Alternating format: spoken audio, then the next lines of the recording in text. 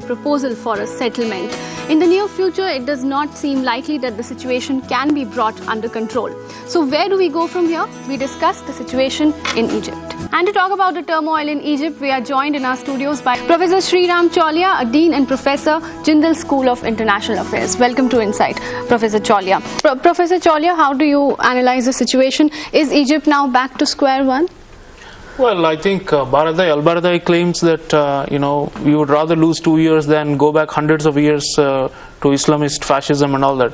But frankly speaking, I think this whole, coup was pre-planned and was orchestrated well in advance by what is called the felool, who are the old establishment, the leftovers from the Mubarak era. In the judiciary, in the bureaucracy, in the business community, all of them connived. In fact, these crowds that Mr. Kapoor is mentioning, millions of people, there is evidence to show that a large number of them, if not all of them, were actually buzzed in. They had rented crowds. So there is an issue of an element of conspiracy in the overthrow of this government and trying to bring back. You look at Adly Mansour, the current interim leader. He is the guy who had overruled a law that was going to prevent the Mubarak era people from contesting and taking over power. So all along, Morsi made mistakes, no question about it. But he was being undermined. The police, the security forces, what do you mean by he is, becoming dictatorial? The reality, he had no coercive authority or power in his hands. The so-called deep state of the Mubarak era was stemming him step by step. So what you actually got was a coup that was premeditated and planned. The people fell for it. And it's always the case that, immediate enemies like a dysfunctional government might seem like something that we need to overcome right away, and even if it necessitates compromise with the old order, we'll do it. But the point is, people like ElBaradei have really lost face. I mean, what they've done is, in order to capture and somehow come to power, these guys, these liberals, and I have no issues with their ideology. In fact, I probably support them rather than the Islamists. But when it comes to the process of democracy, they never followed it.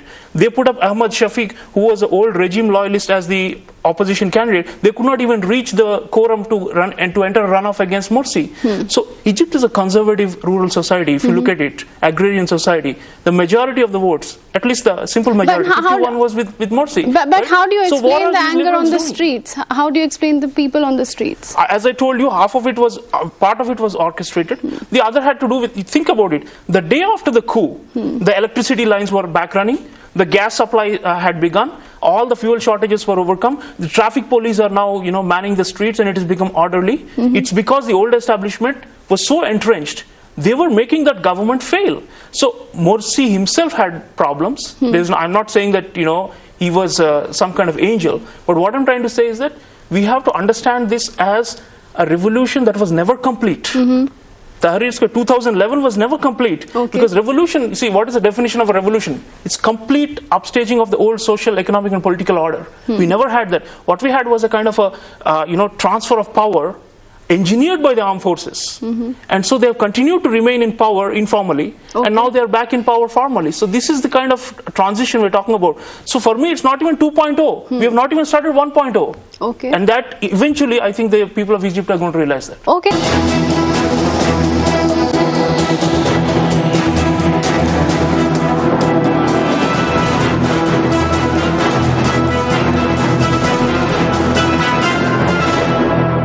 Anne Patterson, the US ambassador, was seen as actually pro-Morsi and pro-Brotherhood, right? So, and if you look at behind the scenes, what was going on? The Americans were trying to persuade Morsi until the last moment. How do we keep him in power? How do we somehow keep him in power? He said, can you make a concession? Can you bring in a prime minister? Can you change the cabinet a little bit? We want you to stay in power. In fact, so it's not a foreign conspiracy. I mean, sometimes, the Arab street is rife with all kinds of, fantastic scenarios. But here it's more simpler. It's about, there were grievances. As I said, the liberal and the leftist and the secular elements of society were deeply hurt. But what I'm saying is that they latched on to the wrong horse, the one that eventually is going to, make them eat their words. Because when we say the army and the people are together, they said that in 2011 also. What did they get? They're getting, martial law-like situation today. What is the current crackdown going on? The crackdown is right now aimed at the Brotherhood, right? They want to break this popular mobilization that they've done in the last few days. But eventually what it does, it militarizes the society. It creates conditions whereby there is going to be no civil society left.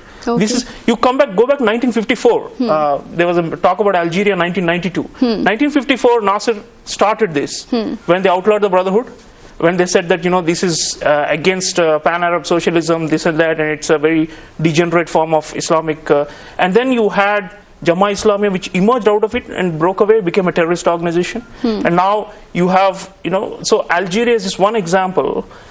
How are these, so what is the transition point from political Islam to militant Islam?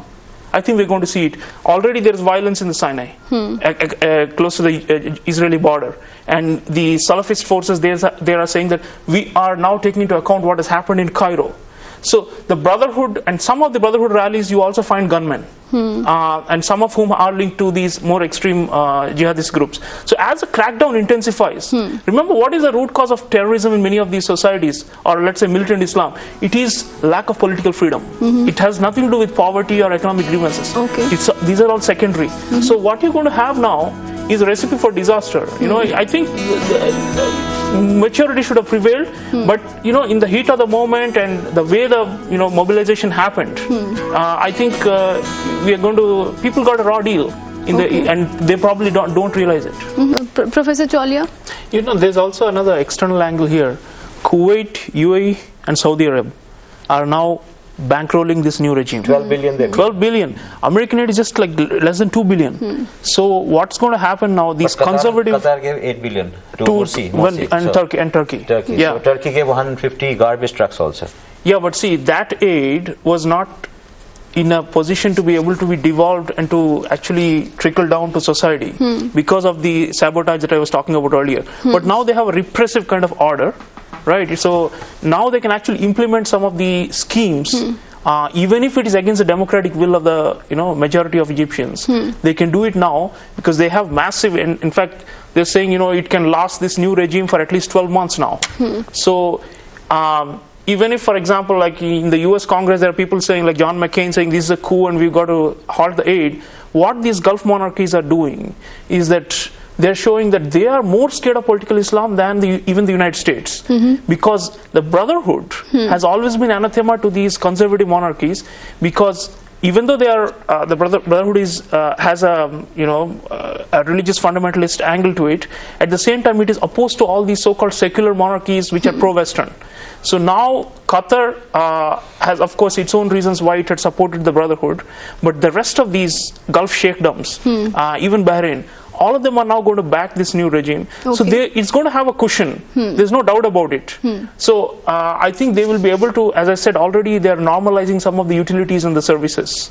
So what this will mean is that if they're going to have a repressive order, it's going to be based on excluding the Brotherhood from the political firmament as much as possible, hammering them basically with the with maximum force, and creating a kind of a new support base for some of these non-Islamist parties who may be then used to try and win the next election 6 months or 8 months down the line.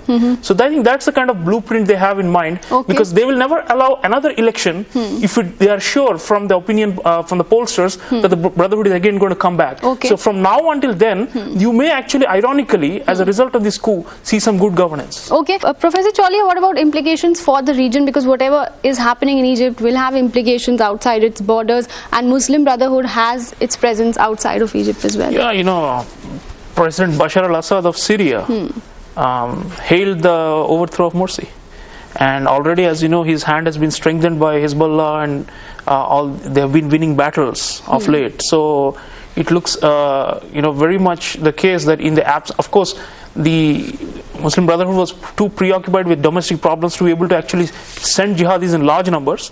But certainly there were Egyptian Sunnis who were also among the foreign fighters fighting in Syria. So it looks like the unlikely scenario at the beginning of the year that Assad would survive is getting stronger now because of the fall of Morsi, and because of this perception that political Islam or Islamism is on the back foot. Because of the, in a way, it's not because they were rejected. So right now, I think it's I think the region, we're going to see some degree of fallout also with the Palestinian issue, because the Brotherhood, as you know, was the parent of Hamas in Gaza. And now, again, Gaza, there is going to be a huge pressure on the Hamas regime, because they don't have patronage in Cairo anymore. And those tunnels through which all the smuggling was going on across the Gaza Strip, across the border with Egypt, all those are going to be likely to be shut down. So what you're going to have is this, as I said, a conservative repressive order, which is going to constrain some of these more radical forces that have been. So if you look at it, a counter revolution in Egypt is the first step to spread the counter revolution in the entire Middle East, and to halt the Arab Spring altogether. So therefore, I come back to my original point. I totally disagree with Baradei's argument that now we are going to restart the revolution. Rather, what you have done is you have prevented it from blossoming at all.